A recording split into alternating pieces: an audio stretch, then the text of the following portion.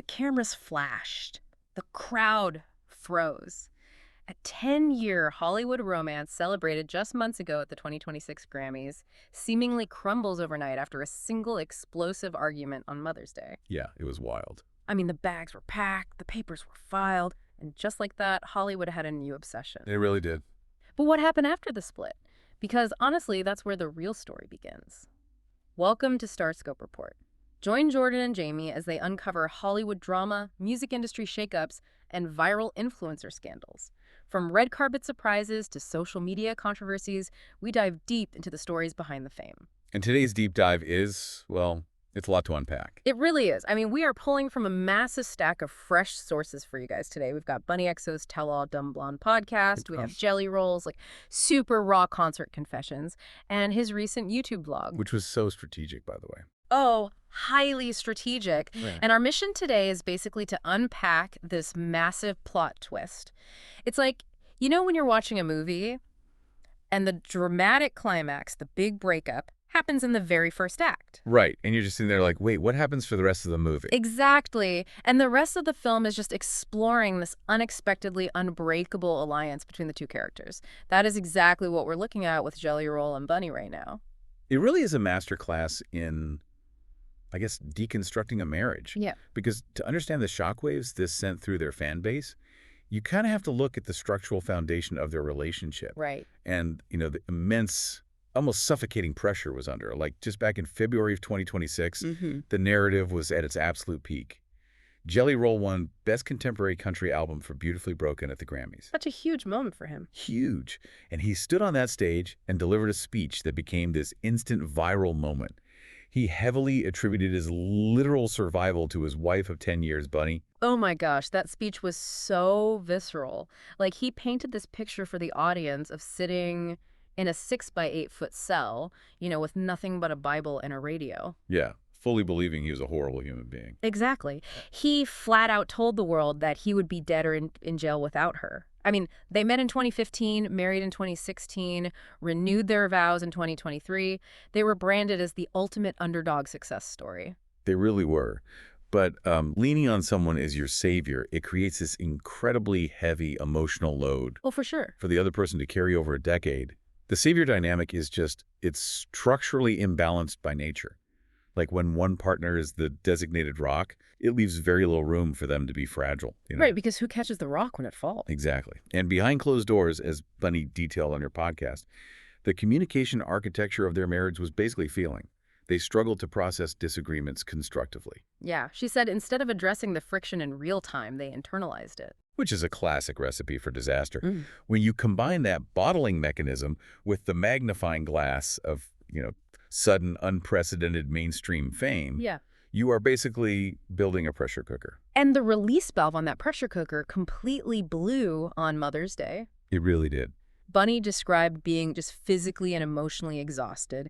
And during this massive argument, she dropped an ultimatum. A huge ultimatum. Yeah. She looked at him and said, well, then file the fisking divorce papers. Yeah. And she packed a bag, left, and they literally initiated this period of total radio silence for weeks. Which is so heavy. Because dropping the divorce word during an argument, that's a massive psychological tripwire. Oh, absolutely. And Bunnie admitted that she broke the one cardinal rule of their specific dynamic. Yeah. She explained that Jelly Roll is historically the runner in the relationship. Like, he's the one who was threatened to leave in the past. Right. So because of that established pattern, when she, the reliable anchor, finally issues that threat, it carries a completely different catastrophic weight. She rarely makes threats she doesn't intend to execute. But the strategy totally backfired. Like, she was completely blindsided when he called her bluff. Oh, I bet. On May 18th, he officially filed the papers in court, listing their date of separation as May 9th. And Bunnie confessed on her podcast that she was speaking purely out of anger and exhaustion. She just wanted a wake-up call. Exactly. She deployed the ultimatum, hoping it would act as a severe shock to the system.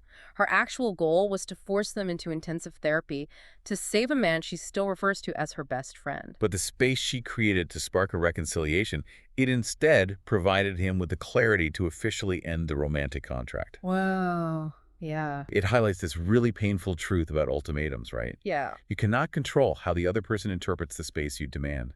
No, you really can't. But I have to question the narrative of this single fatal blow, though. I mean, can one explosive argument on Mother's Day realistically dismantle 10 years of shared history? That's a great question. Right. Or are we looking at the massive weight of Jelly Roll's sudden fame, combined with their unspoken private struggles, acting as like a chemical accelerant? It feels far more likely that the Mother's Day fight was just the match and the relationship was already completely drenched in gasoline. That is the crucial distinction you have to make here. You really have to look at the massive personal transformation Jelly Roll has undergone over the last 2 years. Oh, his health journey. Exactly. He has lost roughly 200 pounds, completely overhauled his physical health, and reached this elite tier of professional focus. And when an individual goes through a metamorphosis of that magnitude, the underlying contract of their most intimate relationship often needs to be renegotiated. That makes total sense. Yeah, and sources close to him noted a profound shift in his perspective. He reached a state of clarity where he realized he will always love her and he will always credit her with his survival, but the specific romantic container of their marriage just no longer fit the person he had become. It's the reality of climbing a mountain together only to realize the air is fundamentally different at the summit. Ooh, I like that. Yeah, and Bunnie summarized this with a devastatingly clear perspective on her podcast. She stated, "We served our purpose for each other. To view a 10-year marriage, not as a failure because it ended, but as a successful mission that simply reached its natural conclusion that requires a staggering level of emotional intelligence." It really does. It completely rejects the societal default that longevity is the only metric for a successful relationship. Absolutely. And listen, if you think this is heading for a nasty, drawn-out courtroom battle, think again. Wait till you hear what she walked away with in the settlement and who is moving in with her. Oh, the settlement is wild. But real quick, if you're loving these Hollywood twists, make sure you're subscribed. We've got even crazier stories ahead. Yes, definitely hit subscribe. Okay, so when a high-profile couple quietly executes a legal strategy that defies standard Hollywood bitterness, the public immediately tries to fill the void with chaos. Always. We saw this play out in real time with the rumor mill. The internet totally panics when it doesn't have a villain to blame.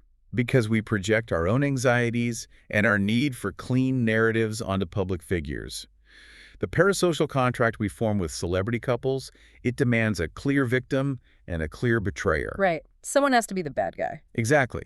A mutual, emotionally complex realization that a marriage has run its course, that doesn't satisfy the algorithm, so the public creates a scandal. And the manufactured scandals were wildly specific this time. Almost instantly, Bunnie was being romantically linked to Chad Kroeger, the frontman of Nickelback. Which is so random. So random. It gained so much traction that she had to explicitly shut it down on her podcast. She literally issued a formal apology to Kroeger and his band for dragging them into the collateral damage of her divorce. Wow. And simultaneously, rumors ignited that Jelly Roll had left the marriage for country artist Jesse Murph. Both Jelly and Bunnie had to repeatedly and forcefully assert that absolutely zero infidelity occurred. Well, the historical context of their relationship kind of explains why the fan base was so primed for an infidelity narrative, though. Oh, right, the podcast interview. Yeah, fans were hypervigilant because Jelly Roll openly admitted on the Human School podcast back in 2025 that he had an affair very early on in their marriage. Right.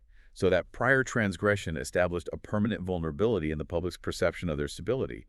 But the facts of the current split firmly separate past mistakes from present realities. Really? Nobody cheated. Yeah, they were very clear on that. And stripping away all that tabloid noise allows us to look at the actual logistics of their separation. And honestly, the speed of their settlement is staggering. Unheard of. They resolved their assets in a matter of weeks. Jelly Roll entirely surrendered the massive Tennessee compound they had spent the previous year building, just straight up signing it over to Bunnie. And to understand how anomalous this is, you really have to look at the mechanics of a standard high net worth celebrity divorce. They're usually nightmares. Complete nightmares. Typically, they descend into the discovery phase, which is this grueling, years-long process. Forensic accountants comb through every bank statement, intellectual property valuation, and real estate asset. Sounds exhausting. It's designed to be adversarial and drains millions in legal fees. But Jelly Roll bypassed the entire forensic apparatus by executing an uncontested turnkey transfer of their largest physical asset. And the compound itself is a logistical marvel. I mean, it contains 3 separate houses. 3? Yeah.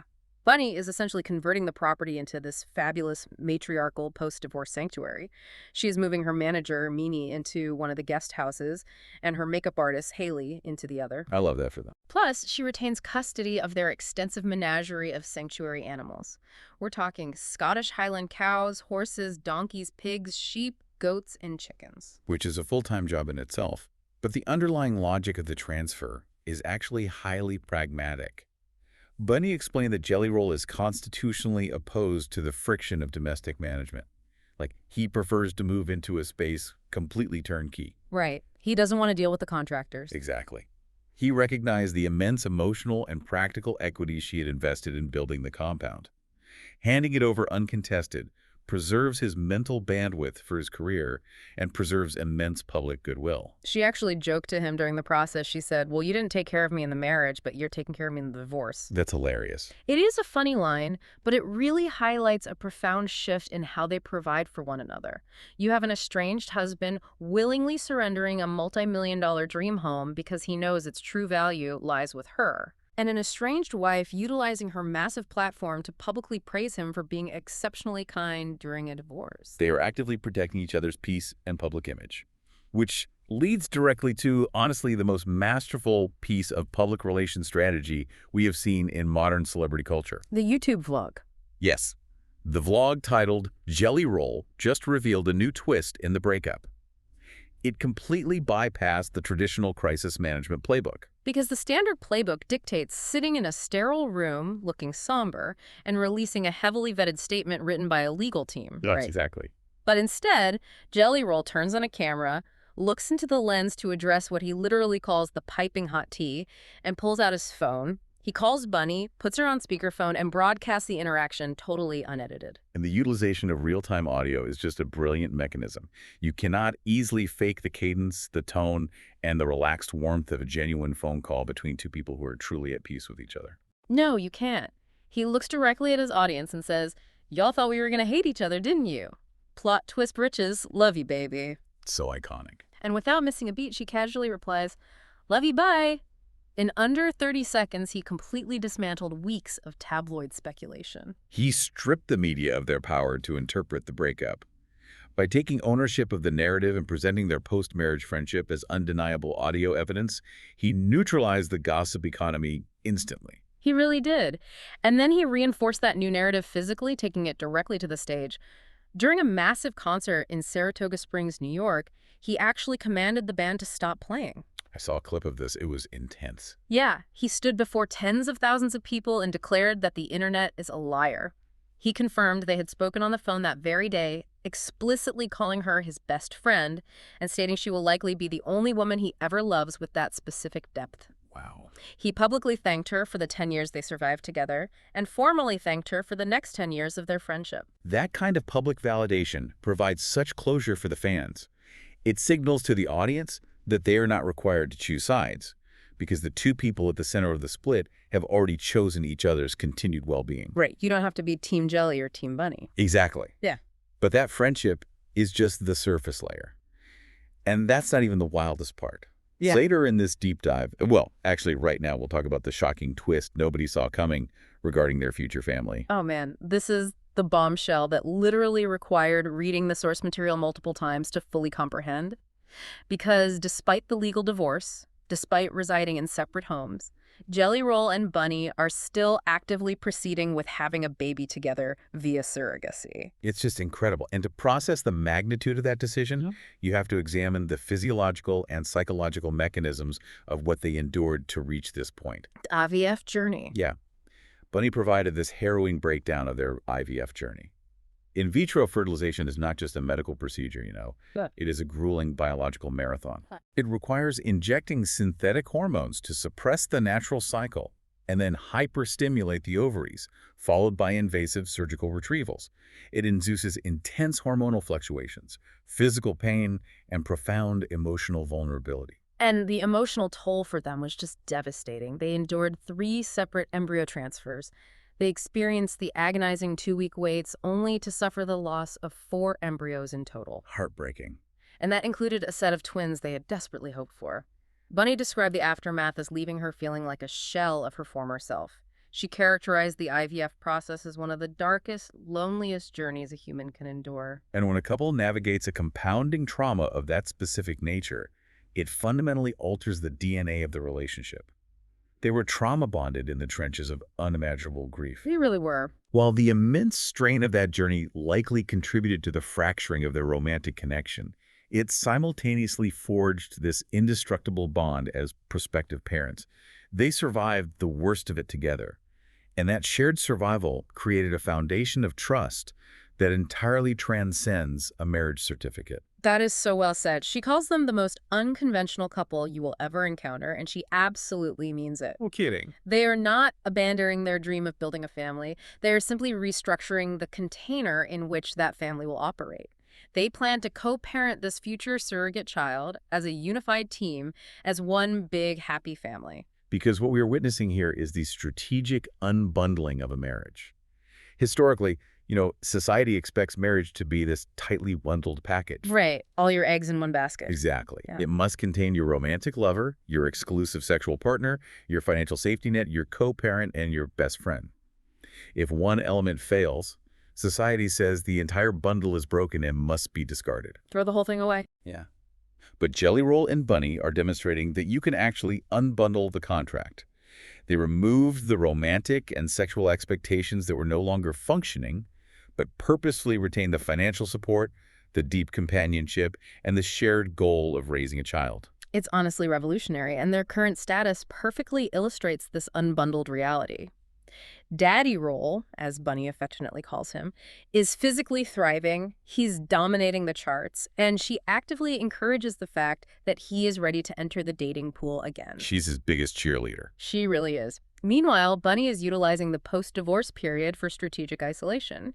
She is explicitly rejecting the immediate rebound, stating she has zero interest in hooking up or dating right now. Good for her. Yeah, her priority is maintaining her sobriety, focusing on personal growth, and pouring her energy back into herself after years of acting as the foundation for someone else's recovery. Though she did find the humor in her newfound single status. Oh, the DMs. Yeah, she noted that her social media direct messages are currently overflowing with verified blue checkmark accounts trying to utilize their best pickup lines. I can only imagine the names in her inbox. Oh, I'm sure it's a who's who. Yeah. But she remains entirely uninterested. And listen, stay tuned and hit that subscribe button so you don't miss what's coming next in the world of pop culture, because stories like this are changing the landscape.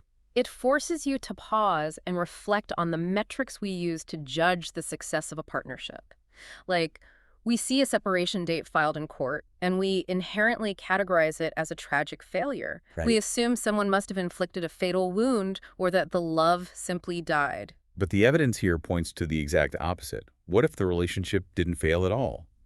What if it flawlessly executed its original mission, keeping two people alive and helping them build an empire, and now it simply requires a different operational structure for its next phase? Wow, yeah. It leaves you with a deeply provocative question to consider long after this conversation ends.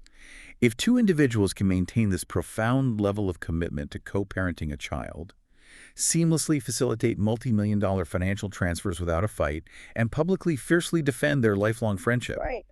what does the label of marriage actually provide for them? Is the traditional bundled definition of marriage simply too rigid and far too small to contain the modern, complex realities of a true partnership? That is the perfect psychological puzzle to leave you with today. The script for how to love someone and how to eventually let them go while keeping them incredibly close has been completely rewritten here. You've been listening to Starscope Report, where Jordan and Jamie uncover the stories shaping Hollywood, music, and pop culture. Thanks for tuning in, and don't forget to subscribe for more stories that keep the stars shining.